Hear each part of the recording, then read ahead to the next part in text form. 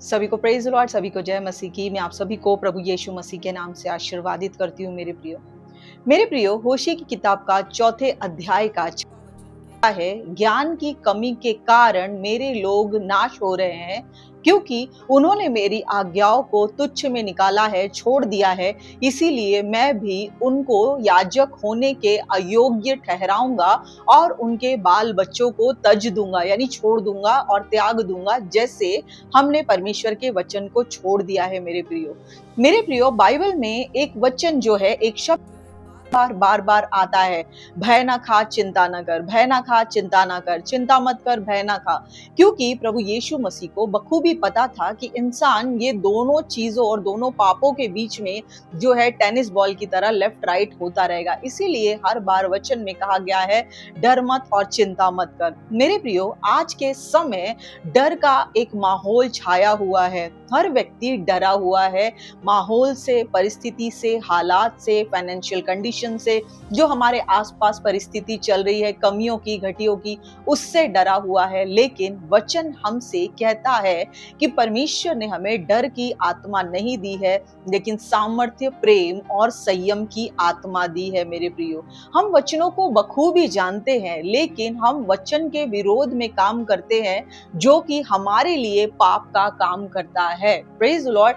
हम बहुत से आज के परिस्थिति से डरे हुए हैं मेरे प्रियो, लेकिन वचन का हवाला हम अपने लिए ही नहीं देते कि खुदा बाप ने सलीब पर हमारे लिए जान दी है, वो डर की आत्मा को वहां पर डरा कर मार दिया है, और आज उसका प्रेम जो उसने हमारे खातिर सलीब पर, क्रूस पर लिया है मेरे प्रियो, वो प्रेम का, वो सामर्थ्य का, एक पुनरुत्थान की जो ताकत थी, जीवन की ताकत थी उसका, और इस संयम के साथ कि मैं मरूंगा नहीं लेकिन मसीह में जीऊंगा।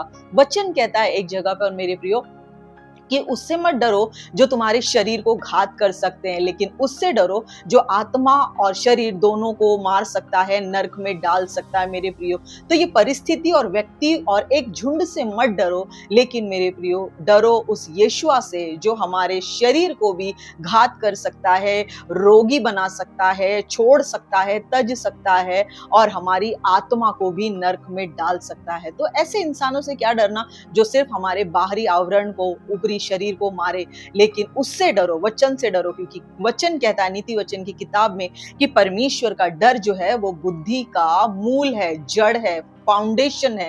तो आइए उससे डरे, बुद्धिमान हो और डरे नहीं, वचन को थामे रहे, किसी से घबराए नहीं, वचन को थामे रहे कि खुदा बाप ने हमें डर की आत्मा नहीं दी है, लेकिन क्रूस के, सलीब के सामर्थ्य की और संयम की सब चीज ठीक हो जाएगा, और प्रेम की उसने हमसे इतना प्रेम किया, और यदि हम उस प्रेम पर विश्वास करें तो हम नाश नहीं होंगे। तो आइए मेरे प्रियो, इस डर को हम पर हावी ना होने दे, इस चिंता को, इस बदलते माहौल को हमारे ऊपर हावी ना होने दे, लेकिन विश्वास रखे, संयम रखे। पवित्र आत्मा का फल है, विश्वास रखे कि उसने हमारे लिए सब कुछ पूरा किया है और जीत लिया है। वचन कहता है जो अंत तक धीरज धरेगा उसी का उद्धार होगा। आइए अपने उद्धार को थामे रखे और अंत में वो शब्द को सुने जिसे हर मसीही सुनना चाहता है, धन्य है मेरे विश्वास योग्य दास। तो अंत तक धीरज धरेंगे तो ही उसका प्रतिफल हमें मिलेगा। जो अंत तक अपनी मशाल को थामे रहेगा वही प्रतिफल पाएगा। आइए हम सब प्रतिफल पाने वालों में से बने,